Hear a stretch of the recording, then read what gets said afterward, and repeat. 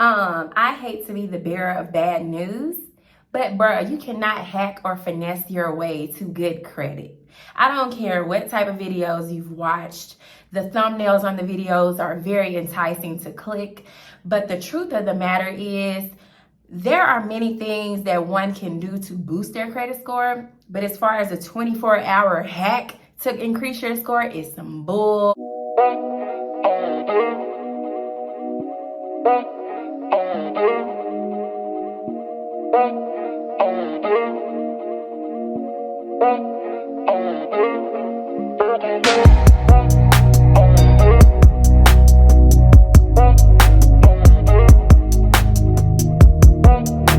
There are some things that you can do to help boost your score, but I'm gonna just keep it a buck with you. There's no overnight solution to getting a higher credit score. There's no overnight solution to better credit, to erasing derogatory items, because a lot of the time, guys, sometimes it's so much more as a credit repair than just sending in disputes. Sometimes when things are legit yours, the company can prove it, you have to pay the debt. And then companies are not required to delete it, okay, just because it's paid. You have to get them to agree to delete. And some companies just do not honor pay for deletions. They don't accept goodwill letters or any of those things. So there's no hack, there's no keywords, there's none of this shit that you see on YouTube that says you can do blah, blah, blah, blah, blah, and in 3 days, everything is gone. If something can be gone that fast, you best believe that it's going to come back just as quick. And anytime you get something removed doing a deceptive tactic, when it comes back, it's so much harder to get it removed. It's so much harder to get them to reinvestigate items when you try to finesse or hack or trick the system into getting something removed. Don't fall victim to any of these quick, fast hacks that you see on the internet to get to better credit, because there's no hack that can get you to a 700 plus credit score. There's nothing you can do to finesse that. Absolutely nothing. Legal, okay? Number one, you can become an authorized user on someone's credit card, but that isn't a long-term solution. That should be something you do for maybe a year or two, just so you can get some payment history. And when you decide to become an authorized user on somebody's credit card, make sure that person is financially responsible. Make sure that person is making on-time payments. Make sure that person has a good, decent income and is able to make payments and understands that credit utilization represents or makes up 30% of your credit score. And so you want to have someone who is also in the know and is knowledgeable about the importance of not carrying a balance month to month, not maxing out your credit card, and most importantly, not missing payments, okay? So becoming an authorized user could be beneficial to someone who has little to no credit or is in the rebuilding stage, or you're actively trying to repair your credit. You know, this will be perfect for you, okay? Number two, if you have any high balance credit cards reporting as of right now, pay them off if you're able to. If you're not, do it in increments where you lower the utilization with each paycheck. Like you're just taking it down a notch. Let's say you're reporting a 90% utilization right now. Your goal should be to get your utilization to 80%. So whatever you have to pay on each one of your high balance credit cards to get that down, you need to do that. If you cannot afford to make a lump sum payment on all your credit card debt and get it paid down to have the cards paid off, then pay it in increments, okay? Don't beat yourself up. I know that sometimes we have good moments in life where money is just flowing, and then there's a dry season. There's things that pop up. There's all sorts of things that happens in life, you know, so don't be too hard on yourself if you can't afford to make more than the minimum payment. You have to just work in increments and just don't get too hung up on the fact that your score is going to be affected each month that you have this high balance reporting and this high utilization. Just stop looking at your credit score, okay? Number three, keep your old credit accounts active. Do not close any old accounts. Account age is so important to one's credit score. There's nothing that you can do, honestly, to change your credit age, like unless you become an authorized user on somebody's card, specifically one that's really old, you know, other than to just allow the account to age itself. Because every time you open a new account, you lower your overall credit age. So credit age is much more important than people think, because on the scale, it only makes up, 10-15% of your credit score. So it's like, oh, that's not a big deal, but it actually is. Credit age really matters. So try not to close any old accounts, okay, if you can help it, and you can help it. So don't close them, all right?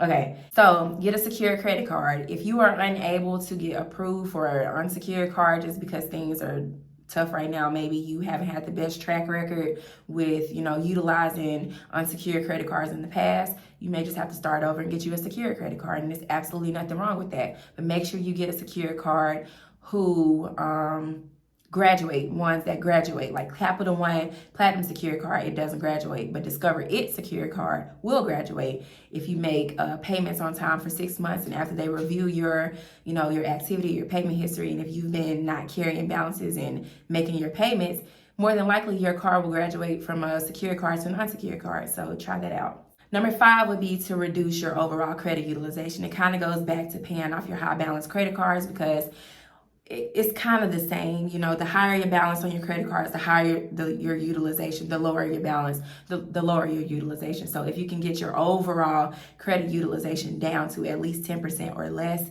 you'll be in the game to getting a better credit score and having a better credit profile. Just stay on top of your credit card accounts.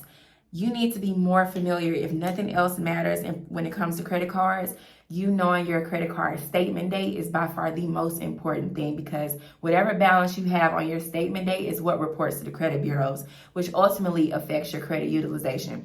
So you need to stay on top of that. If you have a lot of credit cards, you need to make sure that your accounts are set on auto pay to pay, your accounts off so you don't miss any payments, and pay it the full balance, whatever it is, if you can afford to do so. I want to just make sure that's known, if you can afford to do so. But you need to, maybe not spend as much if money is going to be tight. If things are popping up and it's looking like, things are getting a little tight, you have to be strategic with your money. Maybe cut back on using a credit card, because the one thing you don't want to do is carry a balance and then have a high balance report on your statement date to the credit bureaus. So now you have the stress of, oh my gosh, my credit score just dropped. Then I got this high ass credit card balance and my money tight. So, just kind of be mindful of that if you can. But I know sometimes credit cards come in the clutch and you need to use them. You can't really care about your credit score, because right now what matters is getting XYZ taken care of, and you got a credit card. So, but anyways, number 7, avoid late payments by any means necessary. Payment history is 35% of your credit score. You miss one payment, it's going to take you damn near, it feels like a year to regroup it or recoup what you lost just by missing one payment. Missing a payment just does so much damage to your credit. It's unbelievable. And trying to get those points back takes so long. So do not miss a payment. Please talk to the creditor, and do what you can do on your end. At least try and see what you can do, to see if they'll be willing to work with you so you do not have a missed payment. Number 8, have a good credit mix. Do not get so hung up on the fact that it's all about credit cards. Sometimes you can get denied for not having things on your credit report, such as a mortgage or student loans or an auto loan or just a personal loan, or, or not having a credit card. Sometimes you can get denied credit and approved for things because of your lack of credit types or mix on your credit profile. Not enough types of credit, not enough of this, or the presence of this, or, you can get denied for not having things. So it's very important that you have a good mix of credit, whether that's 1 or 2 credit cards, a personal loan, student loans, a vehicle loan, a mortgage. You need to have different types of credit on your profile in order to get the max amount of points allotted to you for having a mix of credit, but then also to be able to show to lenders that you're capable of handling this type of debt, because essentially it's debt, this type of debt, and making payments back on a variety of debts. You get me? All right, number 9, if there is any inaccurate information on your credit report, dispute it. You have the legal right to dispute any information that you find inaccurate, and as long as it is inaccurate and does not belong to you, it has to be removed. If it cannot be validated, it has to be removed. There are laws that are on your side in regards to inaccurate information on your credit report.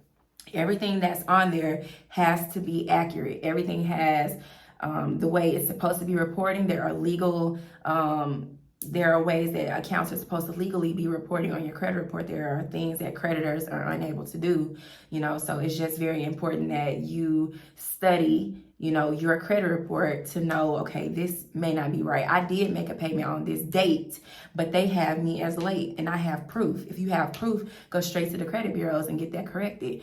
Or, make a phone call to the creditor to say, hey, you got me marked as late on this day, but I'm showing right here that this payment came out of my bank account. Let's get this removed. You know what I mean? So always be on top of your credit, even if you're not actively, working on your credit or looking to make a purchase or anything or to get new credit. You still need to be mindful of what's on your credit report. And if you are not actively doing anything, lock your credit reports to prevent any type of identity theft or any opening of new accounts or someone accessing your credit profile without your permission. Number 10, the last one is just as far as collections. Stay on top of the collections. When you get collection notices in the mail, the worst thing you can do is ignore it. When you get a collection phone call, the worst thing you can do is to ignore it. You have to tell them to send you a letter in the mail. And if you get a collection notice in the mail, you need to respond to it within 30 days. You have the legal right, according to the FDCPA, to request the validation of debt, even if you know that it's yours. Request them to validate the debt anyway. Send them a debt validation letter as soon as you get a collection notice, because they cannot report this debt to the credit bureaus or make any collection efforts until they validate the debt. If you ignore it, once that 30-day time period is up, they are able to report this debt to the credit bureaus. And as far as them having to validate the debt legally, they don't have to anymore. Once the collection is on your credit report, obviously they've made some attempts to reach out to you and you ignored them, which is why the debt is there. Because it can't just go from a charge-off status and then the account is sold and go straight to collections and onto your credit report. They have to notify you first that, hey, we're now collecting this debt. You got 30 days, to seek validation. Otherwise, we're going to think it's yours, and then we're going to report it to the credit bureaus. There's a legal, it has to be in order. And if they don't do that, that may be another way that you're able to get that collection off your credit report, by them violating the FDCPA because they didn't send you a notice in the mail like they're supposed to do that. They have to do that. So, guys, again, like I said, there are no overnight hacks as far as boosting your score, but these are some ways that you can increase your score. They may not happen overnight, but you will see progress over time as you do these things, especially if you want something to last. Nothing really lasts overnight. Like anything that's done overnight feels like it's something that could just be easily reversed. You know what I mean? So you don't want to take shortcuts when it comes to something as serious as credit, because this can just really change your life. Having good credit can change your life and open new doors for you and possibilities. And the more you know, the better. So don't be fooled and getting finessed by people who are just really interested in you, clicking on their videos just to up their views, and things like that, but not really caring about the implications of what you do. You know what I mean? Like lying and things like that to get things removed from your credit report. Do not fall for that. And if you have, just don't do it again. You know what I mean? Like nothing in life comes easy. You know what I mean? And I wouldn't want it if it came easy to me anyway. I want to work for it. You know what I mean? So I'll appreciate it. If you are taking the time to work on your credit and learn about this, I promise you won't go backwards, because you'll realize, bro, it took all this for me to do this. There's no way I'm messing up again and going backwards. You know what I mean? So just be mindful of who you guys are listening to on here. Just use your common sense, like I said in my last video about using your common sense when it comes to credit repair and credit repair mentors and things like that. You just need to be mindful of who you're listening to, etc. But yeah, hopefully these hacks will help boost your credit score, but just know this shit ain't finna be overnight. We're looking at longevity, okay? Long-term results. We don't want nothing easy. Why would we want something if it came easy? We're not gonna respect nothing that came easy. I don't know. I want to challenge